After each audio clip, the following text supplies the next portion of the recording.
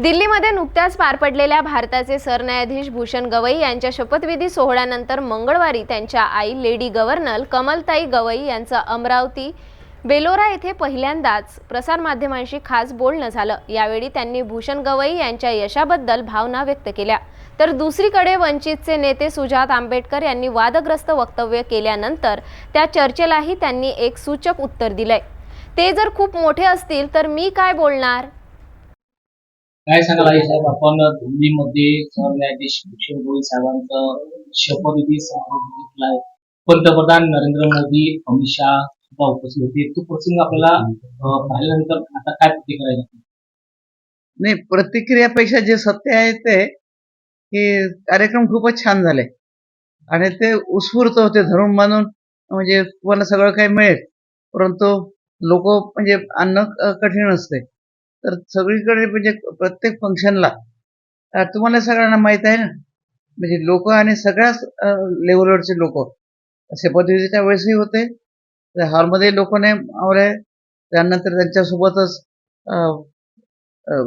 कोर्टमध्ये पण गेले, तिथे कार्यक्रम झाला।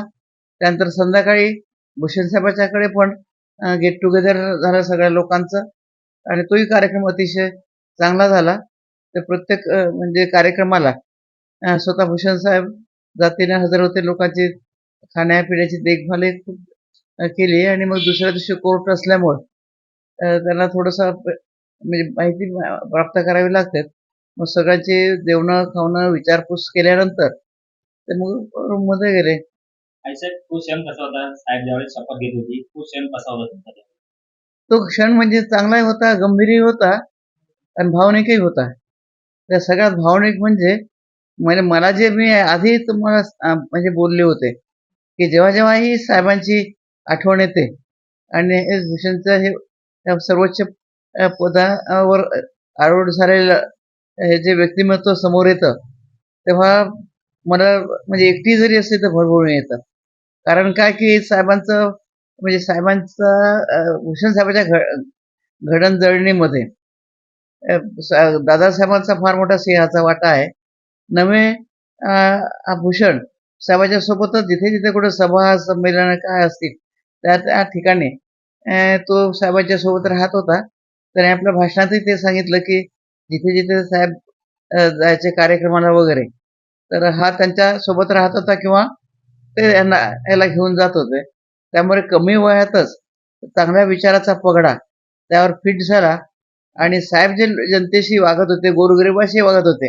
आता आमचं तर सगळं बेसच असं आहे की आमचं सगळं श्रद्धास्थान बाबासाहेब आहेत आणि गौतम बुद्धाने ज्या लोक म्हणजे जनता आहे त्यावर दिलेलं आहे, त्याचाच बेस घेऊन बाबासाहेबांनी घटनेमध्ये लोकांवर कॉन्सन्ट्रेशन केलेलं आहे आणि हा लोक म्हणजे जनता हे साहेबांचा केंद्रबिंदू होता। त्यामुळे लहानपणापासून गोरगरिबांची सेवा करणं, अवगत करणं आणि मदत करणं हे गुण भूषणमध्ये लहानपणापासूनच आले।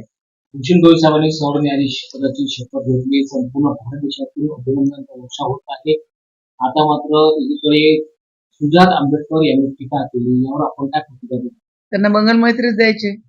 माझ्याजवळ मंगल मैत्रीशिवाय दुसरं काहीच नाहीये।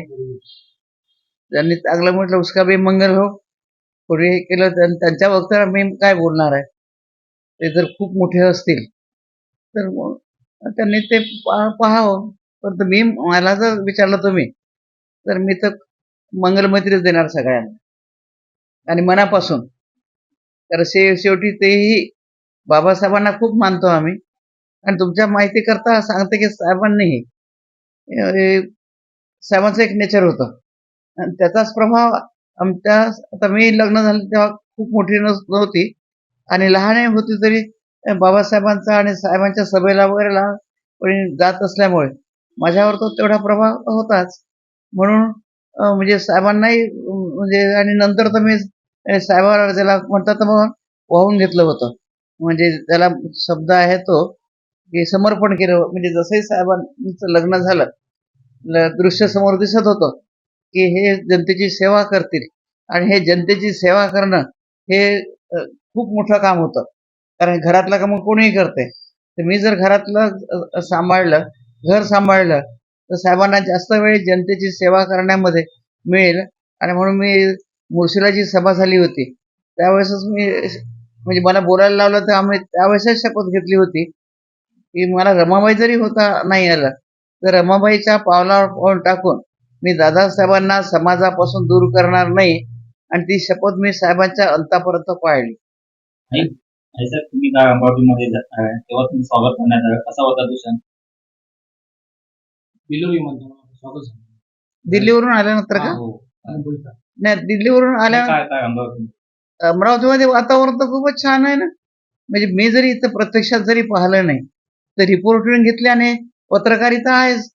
पत्रकारिता म्हणजे माझं ते त्याला शपथविधीपासून तर गोविंदभाऊ कासटनेच कटिंग आणून दिले मगाशी.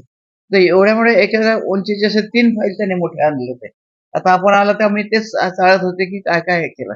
तर अमरावती शहरातच नव्हे तर थ्रू आउट देशामध्ये वातावरण खूप चांगलं आहे. त्याला कारण एक आहे की साहेबांच्या सोबत राहण्याचा जो प्रभाव भूषण साहेबावर पडला त्यामुळे. आणि मी सांगायची गरज नाही, ज्या जजेस साहेबांचे भाषणं आपण जर ऐकले असतील तर त्यांनी त्यांच्या कर्तृत्वाचा आणि त्यांच्या वर्तणुकीचाच पाडा सगळ्या जजेसने भारताच्या सर्वोच्च पदांपैकी एक म्हणजे सरन्यायाधीश पदावर एका अमरावतीकराची नेमणूक होणं ही निश्चितच अभिमानाची गोष्ट आहे. भूषण गवई यांचा शपथविधी हा केवळ वैयक्तिक यश नव्हे तर सामाजिक परिवर्तनाचा एक महत्त्वाचा टप्पा आहे. कमलताई गवई यांची ही प्रतिक्रिया सूचित करते की शांतता, संयम आणि गरिमेचा मार्गच खरा असतो.